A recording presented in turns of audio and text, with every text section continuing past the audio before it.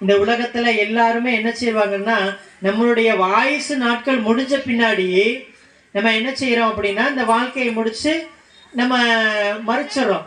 இப்ப மறிச்ச பின்னாடி என்ன நடக்குது அப்படின்னா, நம்ம ஒரு இடத்துக்கு போகணும்.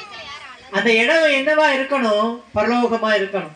அந்த பரலோகத்துல இருக்கிற இயேசு கிறிஸ்து இந்த உலகத்துக்கு நமக்காக வந்தது போல, நாமளும் அவரை பார்க்க பரலோகத்துக்கு போகணும். அந்த பரலோகத்துக்கு கொண்டு போற ஒரே ஒரு வழி இயேசுதான்.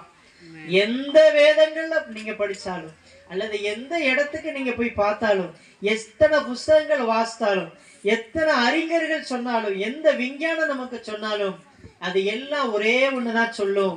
மனுஷனுக்குள்ள இருக்கிற ஆத்மா ஒண்ணு இருக்குது. அந்த ஆத்மாவை ரட்சிக்கக்கூடிய வல்லமை உள்ளவர் இயேசு மட்டும்தான் சொல்றார். புரியுதமா? அதனால இது கிறிஸ்துமஸ்ங்கிறது